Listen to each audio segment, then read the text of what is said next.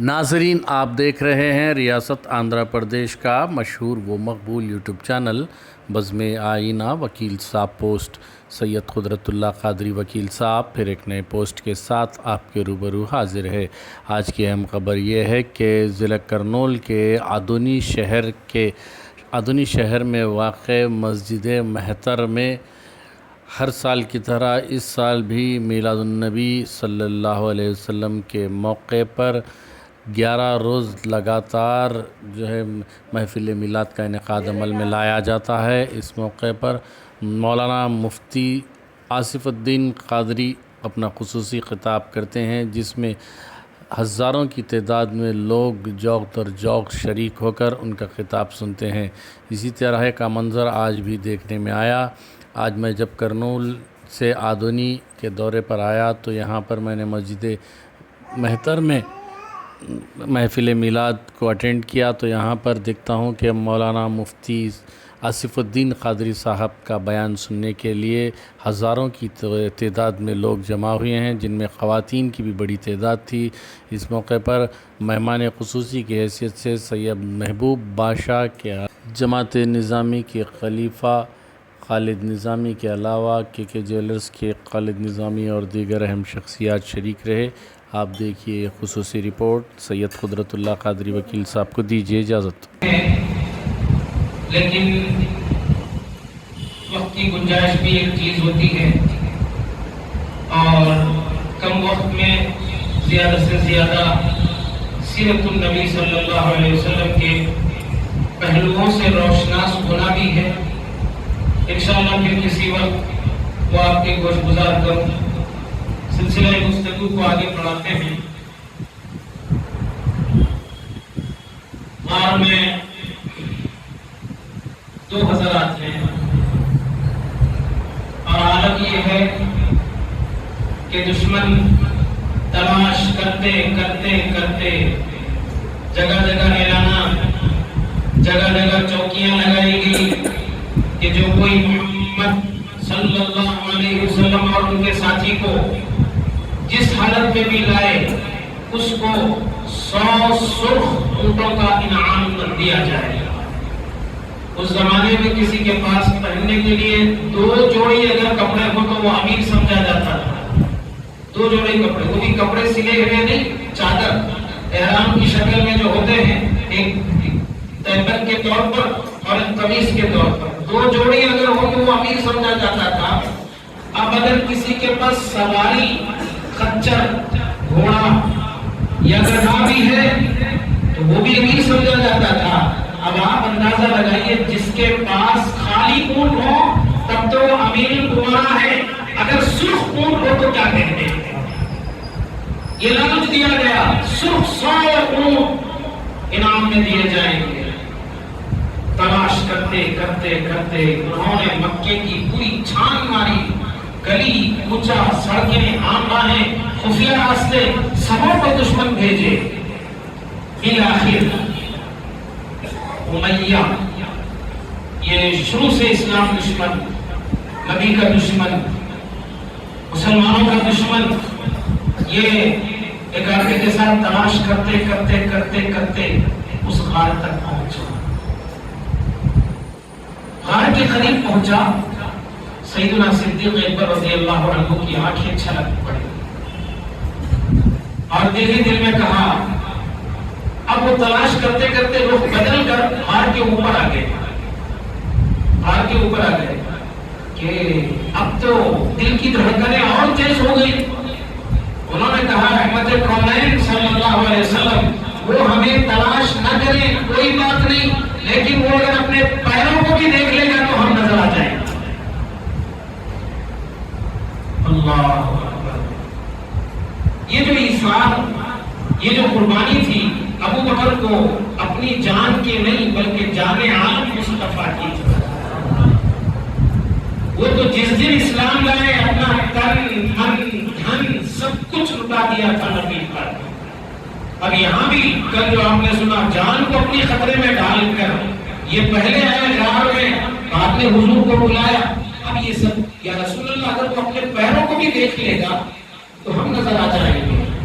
اتنے میں جبریل آئے رسول پاک صلی اللہ علیہ وسلم سے کہا لا تحزن. یہاں پر ایک علمی نکتہ ہے، لا تخف بھی تو کہا جا سکتا تھا. خوف اور حزن میں فرق ہے. خوف مادی چیزوں کا ہوتا، حزن معنوی چیزوں کا ہوتا. اور خوف خود کے لیے ہو تو خوف ہوگا، ایثار اور جذبہ ایثار ہو تو حزن ہوگا. کیونکہ ابو بکر کو اپنی جان کی نہیں تھی، جتنی فکر تھی حضور کی فکر تھی. اس کے بعد ایسی تسلی اللہ نے دی کہ جبریل آئے اور اس انداز سے شان صدیقی بیان کی کہ دنیا آج بھی وہ شان لکھتے لکھتے قلم سوکھ جائیں گے، وہ شان پوری نہیں ہوگی. کیونکہ رب نے فرمایا ہے ثانی اثنین، دونوں میں ہر دوسرا غار میں تھا. ایک دوسرا پھر دوسرا. ثانی اثنین اذ ہما فی الغار، غار میں تھے، اس غار کا بھی ذکر کیا. پھر اس کے بعد فرمایا اذ یقول لصاحبہ، اور وہ اپنے ساتھی سے کہہ رہے تھے، یعنی نبی اپنے ساتھی سے کہہ رہے تھے لا تحزن، رنجیدہ نہ ہو، ان اللہ معنا، اللہ کی ذات ہمارے ساتھ ہے. فانزل اللہ سکینتہ. اب یہاں پر یہ دشمن امیہ کی آواز صدیق اکبر سن رہے، اندر سے امیہ کہہ رہا ہے جائز غار کے اندر. اس نے کہا کیا ہو گیا تجھے، دیکھتا نہیں یہ غار اتنا پرانا ہے، کبوتر بھی انڈے دے دیے ہیں، بکری نے بھی جالا ڈھونڈ لیا ہے، اب اس میں جاؤ، تیری عقل کو کیا ہو گیا؟ اگر اس میں کوئی گیا ہوا ہوتا تو کہ یہ جالے سلامت رہتے، یہ انڈے محفوظ رہتے. تو امیہ کو اس نے یہ بات کہہ دی. اس نے کہا چلو چلتے ہیں. 3 دن اس غار میں حضور پاک صلی اللہ علیہ وسلم کے ساتھ سیدنا صدیق اکبر رہے. اور آپ کو اندازہ ہے نظر نبی کا کمال. حالانکہ حضور پاک صلی اللہ علیہ وسلم اپنے جانثار صحابہ کرام کے ساتھ ہوتے تھے تو نظر بڑھتی تھی، کبھی ابو ہریرہ پہ، کبھی عبد الرحمن بن عوف پہ، کبھی عمر پہ، کبھی ابو بکر پہ، کبھی فلاں صحابی پہ، کبھی فلاں صحابی پہ نظریں بڑھتی تھی. اب یہاں پر 3 دن مصطفیٰ کی صحبت اور معیت اور نظر کا کیمیا بھی ابو بکر کو مل گیا. یہ نظر تقسیم نہیں تھی، پوری توجہ حضور پاک صلی اللہ علیہ وسلم کی ابو بکر کو حاصل تھی. اس کے بعد آپ آئندہ سنیں گے.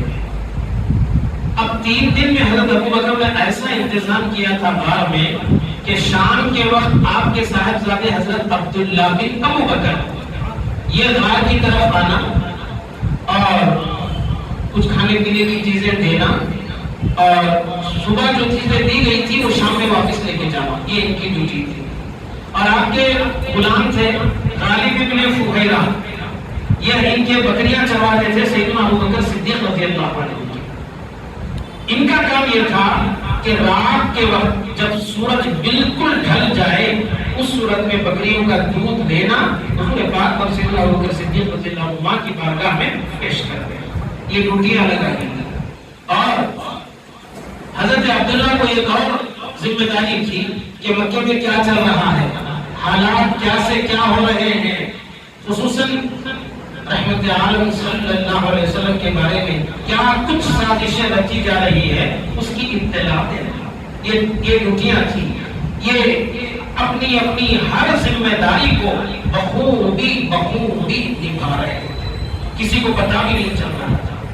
تو اب راستے یہ بنا دیے گئے تھے کہ مکے سے مدینے کا جو عام شاہراہ ہے، عام راستہ ہے، اس پر سے تو جانا کوئی جوامردی نہیں تھی اور عقل بھی نہیں چاہتی تھی، کیونکہ یہاں ایک قدم آپ آگے بڑھتے کوئی نہ کوئی گرفتار کر لیا.